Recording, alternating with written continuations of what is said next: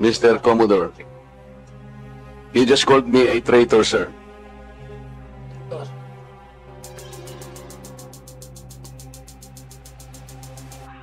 Nasa Facebook po, nasa social media. Mr. Chair, with your permission. Butit inulit mo, Commodore. Bago ka sumagot doon sa tanong niyang Juan, patapusin mo muna yung legislator and then you wait until you're recognized by the chair, okay? Yes, sir. Thank you. Thanks, sir. Please proceed. You said that you did not say that I am a traitor, but it is in the social media.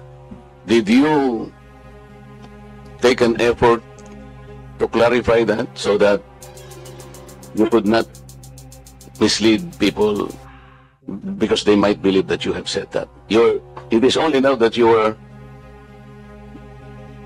disowning this statement. Mr. Chair. Mr. Chair. Yes, sir. To the Honorable Marcoleta, sir. Let's put it on record. I did not use the word traitor in describing your statement that the West Philippine Sea ay kathang-isip lamang po. Let me read my post on X.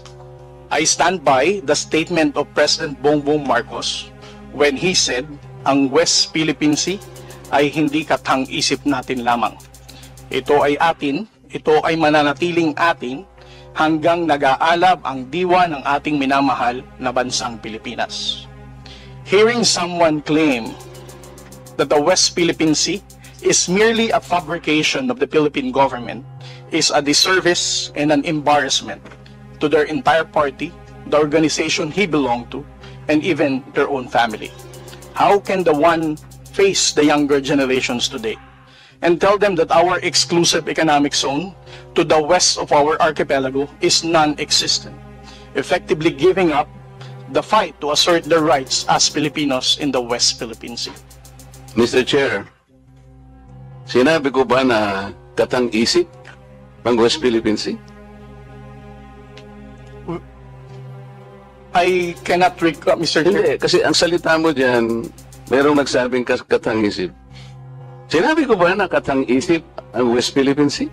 I said I stand by the statement of the President. I did not mention you said it, sir. Meron kang katang-isip na sinabi dyan eh. To whom are you referring that? No, sir. The katang-isip phrase was the President's statement during his SONA. I just merely restated the statement of President Bongbong Marcos. Kaya nga, when he you are now, presented it to SONA. kaya mo lang nilabas yan after I said that there is no such thing as West Philippine Sea, but that is in context of the fact that it is not yet registered in the International Hydrographic Organization. Alam mo, Commodore, ang procedure. Tama. Mr. Chair? No, you have to answer, Mr. Chair. Alam Yes, mo yung procedure kung paano maitatala, kung paano natin papangalanan ang isang karagatan na tayo ang may-ari. You know the procedures, right? With respect to the 19th Congress who passed You the have Republic to Act answer my 1064, question, Mr. Chair. the Philippine Maritime Zones Act, sir, the West. Kindly repeat your question. You know, Commodore, the procedures on how we can register the name of a maritime area that we control or that we believe it is ours. You know the procedures on how Yes, to sir. register. Okay. So, ano na po ba? Nakarehistro na po ba? Nairehistro na po ba natin yung West Philippine Sea? Sir, with regard to your question, there must be a legislation and then submit it to the international... Oo nga, meron na po Hydrographic tayong Organization. legislation. Ang Yes, sir. matter of fact, nagagawa na po yung Congress. Kailangan po talaga yon. Yes, sir. Nagpasimula tayo sa administrative order, pero kulang yon. Kaya nga po ang Congress gumawa para tulungan po kayo. Okay, sa ngayon po, sa tagal na po ng proseso, yun po yung dapat ninyong palaging gagawin. Kailangan lahat ng lakas natin gamitin, maparehistro po natin. Pero ngayon, hindi pa nakarehistro. Tama po. Again, sir, answer your question. It Please. steps by Commodore, sandali. Yes, sir. Please answer the question Yes, directly. The question calls for a yes or no. No, sir. If it's in IHO, yes, through legislation.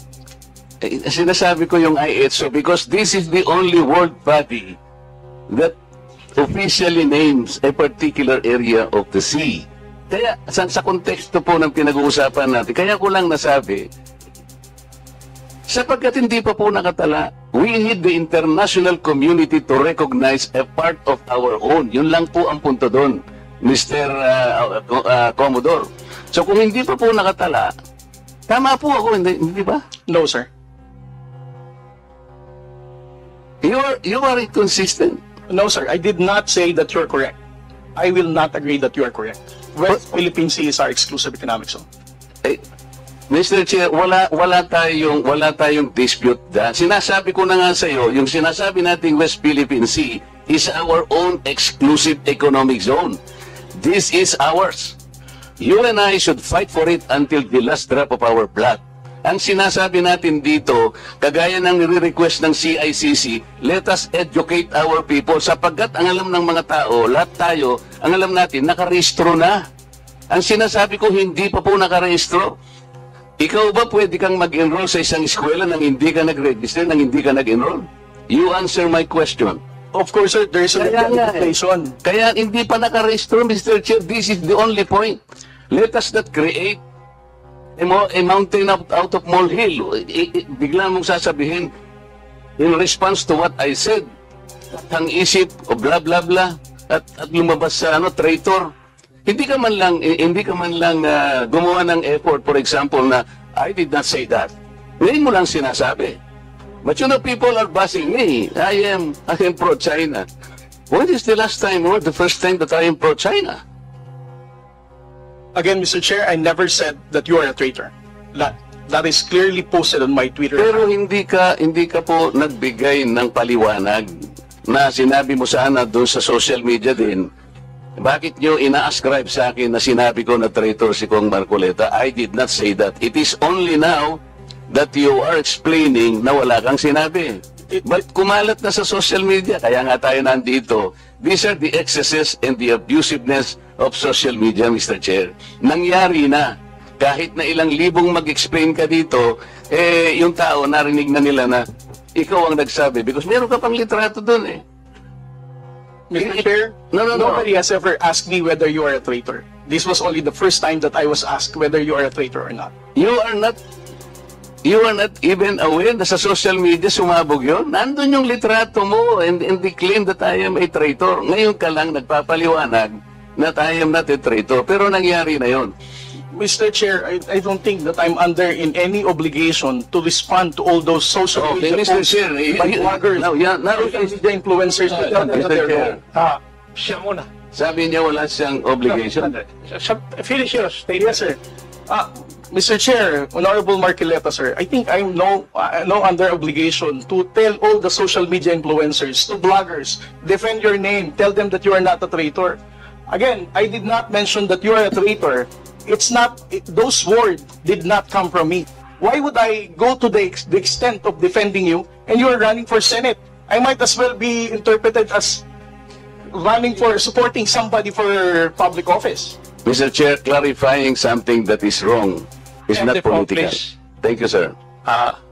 Commodore, ang tinatanong lang ni Honorable Marco Reyes that merong lumabas kang statement, siguro binigyan ng interpretation ng ibang bloggers at nasabi na traitor si Honorable Marcoleta. Ang tinatanong niya is, unang-una, alam mo ba ito na gano'n na nangyari? Would you know? No, sir, because when it became a social media popular post, I was not here in the country. I was actually in the official business outside. So when did you come to know about it? I only came to know about it when Congressman Marcoleta called me Gago and Mangmang in one of his interviews. So when was that?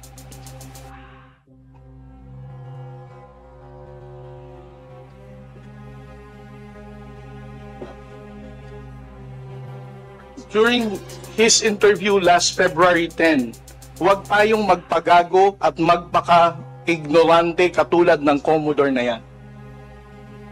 So, at that point in time, ang tinatanong kanina ni Honorable Marcoleta na merong misinterpretation doon sa iyong statement sa social media. Yes, sir. And you did not bother na i-correct man lang yun. Yun ang dinadrive ni Honorable Marcoleta kanina pa. Yes, sir. So, please answer that question. You did not do anything. I did not do anything, sir. Okay. Why? Why did you not do anything? It's because, sir, if I'm going to keep on defending to any, because one, No. yeah, You are not supposed to defend me. yes, sir. Because Is as I it said, true, Mr. Chair, that he did not call me traitor, but it continues to be there and to be consumed by the public through the social media? I think it is his responsibility to deny it if it did not come from him. That is all I was asking. And I think this is not too big for him to do. Yun lamang eh. Yeah, but I admitted that he didn't do anything. Yun na nga, that's why I'm asking why? Is it not important to you to correct something that did not originate from you? it's because, Mr. Chair, the only time I learned about that was when I heard about your interview calling me Gago and Mangmang. Why would I even defend you if you're calling me Gago? As a commissioned officer of the Philippine Coast Guard, being a spokesperson, calling me Mangmang, not knowing what I'm saying. But actually, if you will read that context, How would I even the defend act of you? doing it is the one that is Kapag gago. mo Di ba? Yung ganon, not necessarily the person eh.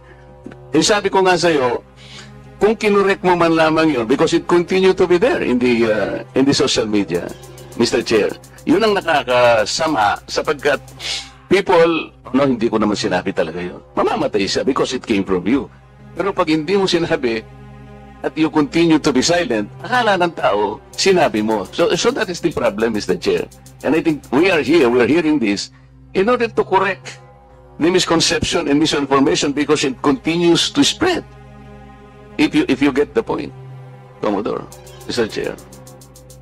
Mr. Chair, again, sir, kung bakit ko po hindi binawi ay dahil nalaman ko lamang po itong balita na ito na nag-spread siya nung nagpa-interview po kayo na ginagago niyo po ako. As a human being, how would I defend somebody na ginagago po ako sa public interview? Mr. Chair, kung titingnan mo yung konteksto ng pagkakasalitan, hindi ikaw ang ginagago. Ikaw ang ginagago. Ang sinasabi ko rito, let us defend our own nang hindi tayo nagiging gago o kaya nagiging emotional. It's actually hindi sa tao eh, kung hindi yung act na, halimbawa wala tayong ginawa, o kaya sinabi natin, kasi nagmumula ako, Mr. Chair, sa pagkakasabi na, hindi man lang tiningnan mabuti, saan ba nang galing itong narrative. Ngayon, i-explain ko nga sa'yo, Commodore, ito yung nangyari, doon sa pinagsimulan na dapat nating i-educate ang ating mga kababayan, yun ang pinagmulan nun. So it is not disservice. I do not deserve to be called a traitor just like that. Kasi ang gusto kong mangyari, lumitaw, ma-informahan natin ng tao na sa ngayon, hindi pa talaga naitatala officially yung West Philippine Sea para malaman ng tao. At yun ang kailangan natin gawin. Pagsikapan natin, pagsakitan natin, ipatala natin, Mr. Chair. Because pag napatala na natin yun at ginugol nila, o talaga palang merong West Philippine Sea. Hindi lamang dahil sa nandun, gumawa na tayo ng batas. Because, Mr. Chair, that is preparatory para maipatala na nga natin eh. Kaya lang natatagalan talaga. Ganun siguro yung proseso. So yung pong mga ibang vloggers, Commodore, hindi nila ma-recognize. Kaya example ko kanina, ginugoogle, wini-waste ni Congressman Barbers, yung kalye na nirehistro, na ginagawa lang ni Congressman Paduano, hindi po niya makita. So nagkakaroon ng confusion doon. The tendency to be misinformed proceeds from the fact na hindi pa talaga na ipatala, sir. That's the only point. Mr. Chair, ngayon, kung babalik po sa Google, Mr.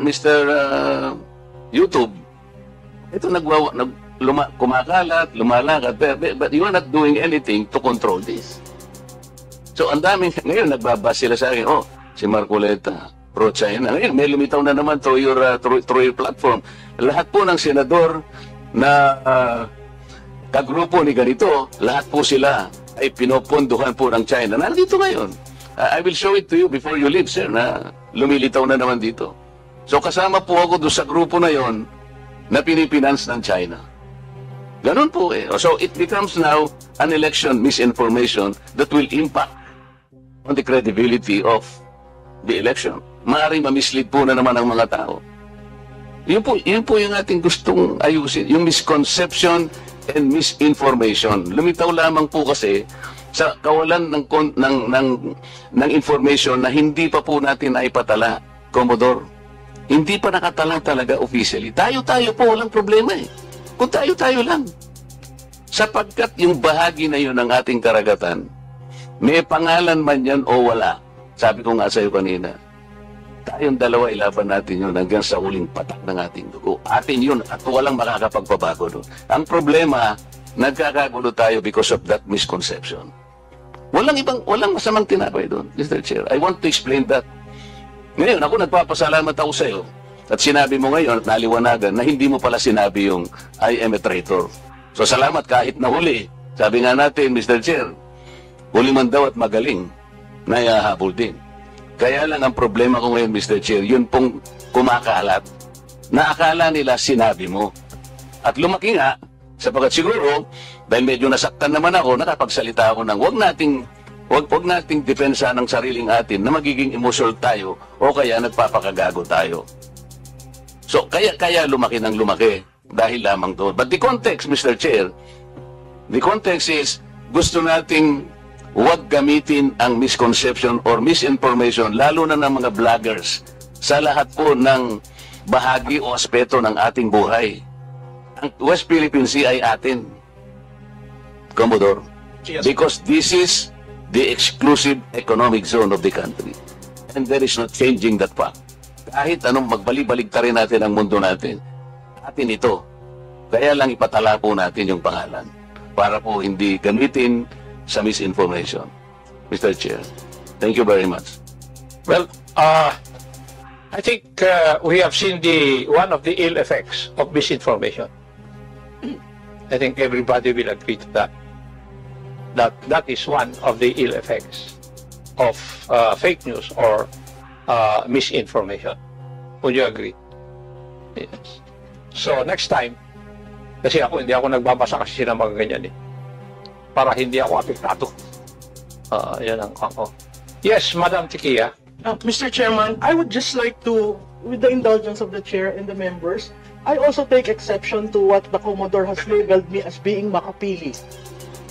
In my testimony the first time, I said I am not pro-China, I am pro-Philippines. But I'm not makapili.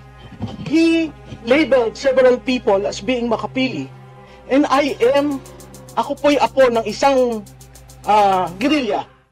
So I took offense on that and I stopped following him. Ang nangyayari ho kasi reverse ngayon eh. Pag ang tao nasa gobyerno, nililabel ka as being makapili, just like that. And you know the reason, Mr. Chairman, why he called me makapili? I had an interview with a Chinese journalist. That doesn't make me makapili. That doesn't make anyone makapili. So, wag sana po natin dadalhin yung usapan sa kune-question yung katauhan ng tao.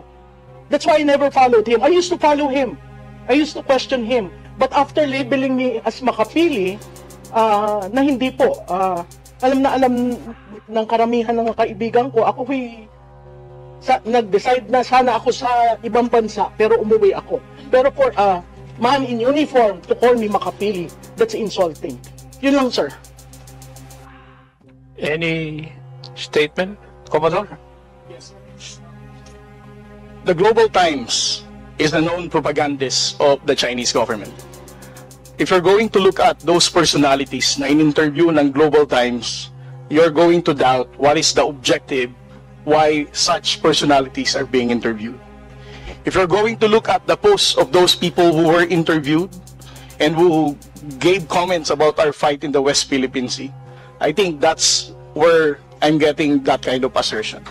Again, this is just an opinion, but those opinion is guarded on what I have seen so far in their social media posting about how they reacted on our responses in the West Philippine Sea, about how they downplayed the level of aggression that the armed forces of the Philippines and the Philippine Coast Guard is experiencing in the West Philippine Sea, not to mention the abuses of the Chinese Coast Guard against the Filipino fishermen in Bajo de Masinloc. I am not labeling anybody as makapili unless you're going to support and toe the line for our fight in the West Philippine Sea. Ang laban po natin sa West Philippine Sea requires amplification of truth and factual narrative. Let us not distort the messaging of the Philippine government. Ang laban po ng West Philippine Sea, hindi lamang po ito laban ni Pangulong Bongbong Marcos. Laban po nating lahat ito bilang Pilipino. I agree with you. But that doesn't give you the right to label people unless you have concrete pieces of evidence. When you label people wrongly, they are committing a crime. Would you agree with that, Commodore? Yes, sir.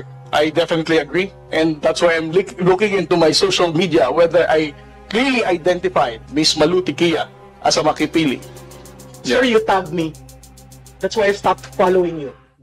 And that was, sir, Mr. Chairman, that is one interview. I received invites for interviews, whether political, whether campaigns, and that is one. How can you label me without knowing me first?